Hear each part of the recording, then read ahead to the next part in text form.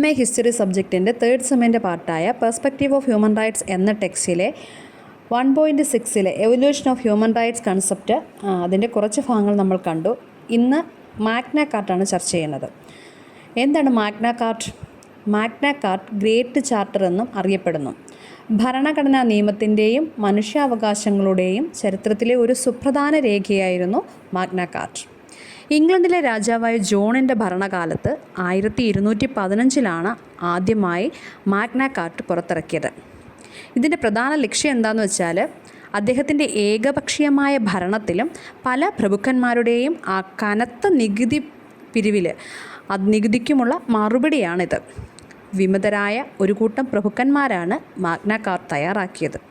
അദ്ദേഹത്തിൻ്റെ അധികാരങ്ങൾ പരിമിതിപ്പെടുത്തുന്നതിനും അവരുടെ അവകാശങ്ങൾ സംരക്ഷിക്കുന്നതിനുമുള്ള ഒരു മാർഗമായി ഇത് രാജാവിന് സമർപ്പിച്ചു. രാജാവ് ഉൾപ്പെടെയുള്ള എല്ലാവരും നിയമത്തിന് വിധേയരാണെന്ന തത്വം ഈ രേഖ സ്ഥാപിച്ചു. ആധുനിക നിയമവ്യവസ്ഥകൾക്ക് അടിത്തറ പാകിയ നിരവധി പ്രധാന വ്യവസ്ഥകൾ ഇതിൽ അടങ്ങിയിരിക്കുന്നു. സ്വതന്ത്രനായ ഒരു മനുഷ്യനെയും പിടിച്ചെടുക്കാനോ തടവിലാക്കാനോ പാടില്ല എന്നതും ഈ വ്യവസ്ഥയിലുണ്ടായിരുന്നു. വിധിയിലൂടെ അല്ലെങ്കിൽ രാജ്യത്തെ നിയമത്തിലൂടെയോ അല്ലാതെ എന്ന പ്രസിദ്ധമായ വാക്യത്തിൽ ഉൾക്കൊള്ളിച്ചിരുന്ന മാഗ്ന കാർട്ട് നിയമപരമായ നടപടിക്രമങ്ങളുടെയും ന്യായമായ വിചാരണയ്ക്കുള്ള അവകാശത്തിൻ്റെയും ഉറപ്പ് ഈ പ്രധാന വ്യവസ്ഥകളിൽ ഉൾപ്പെടുന്നു. നിയമവാഴ്ചയുടെ വികസനത്തിൽ ഈ തത്വം നിർണായകമായിരുന്നു. എങ്കിലും രാജാവ് ജോൺ തുടക്കത്തിൽ മാഗ്ന കാർട്ട് അസാധുവാക്കാൻ ശ്രമിക്കുകയാണ് ഉണ്ടായത്.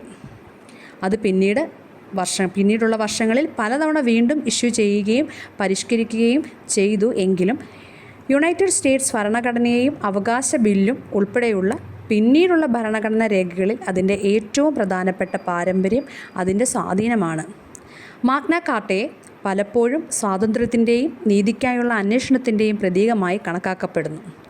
ഇത് ഭരണകൂടത്തിൻ്റെ അധികാരത്തിനെതിരായ വ്യക്തികളുടെ അവകാശങ്ങളുടെ ആദ്യകാല ഉറപ്പായിരുന്നു. Thank U.